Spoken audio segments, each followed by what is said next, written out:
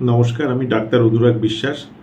আজকে আমি আবার বলতে চলেছি গোড়ালি ব্যথার সবথেকে কমন কারণগুলোর মধ্যে একটা প্লান্টার ফাসাইটিস নিয়ে। এবার প্লান্টার ফাসা কী জিনিস? আমাদের পায়ের তলায় জেনারেলি সবারই দেখবেন যে একটা নর্মাল কার্ভেচার থাকে।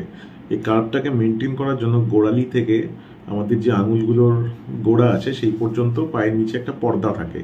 সেটার কাজ হলো ওই আর্চটাকে, যে কার্ভেচারটাকে মেনটেন করা, তাতে আমাদের বডির ওয়েট যাতে সমানভাবে দুদিকে ডিস্ট্রিবিউট হয়, মানে দুভাগে ভাগ হয়ে যায় ওপর থেকে যে ওজনটা আসে।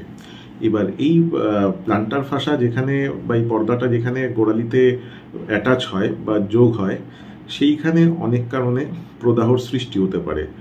যেমন ধরুন, যাদের ওজন বেশি বা যাদের দিনে অনেকক্ষণ দাঁড়িয়ে থাকতে হয়, ট্রাফিক পুলিশ, বা যাদের অনেক দৌড়াদৌড়ি করতে হয়, তাদের এই সমস্যা হওয়ার চান্স থাকে। আবার কখনো কখনো সুগার বা ইউরিক অ্যাসিড সম্পর্কিত যদি কোনো সমস্যা থাকে, তার থেকেও এর আবির্ভাব হতে পারে। এবার এই প্লান্টার ফাসা বা এই পর্দাটায় যখন প্রদাহ হয়, দেখা যায় যে সকালে বা অনেকক্ষণ বসে থাকার পরে যখন চলতে শুরু করবেন, তখন ব্যথা যেন বেড়ে যায়। তো এর থেকে কিভাবে মুক্তি পাবেন? প্রথমে তো কিছু রক্তের পরীক্ষা করাতে হবে, সুগার, ইউরিক অ্যাসিড এসব নর্মাল আছে কিনা দেখার জন্য।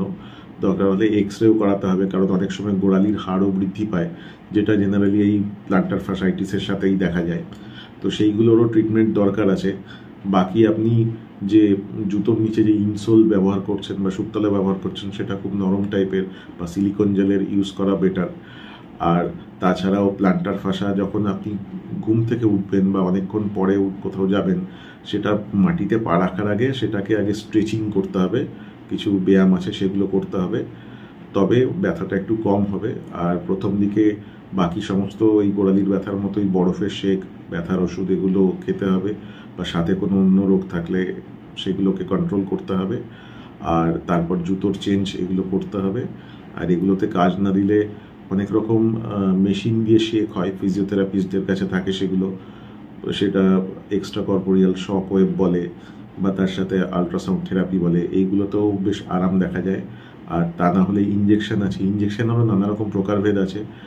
লোকাল স্টেরয়েড ইঞ্জেকশন হয়, তাতে কিছুটা আরাম হয়। অনেক সময় নিজেরই রক্ত নিয়ে প্লেটলেট রিচ প্লাজমা তৈরি করা হয়, সেইটা ওইখানে প্লান্টার ফাসার আশেপাশে দেওয়া হয়, মধ্যে দেওয়া হয়, তাতে পরবর্তীতে ব্যথার এই সমস্যাটা থাকে না।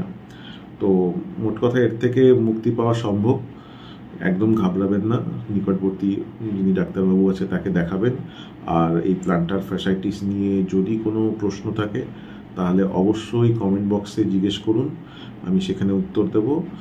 বাকি ভিডিও নিয়ে আমি আবার আসছি খুব শিগগিরই।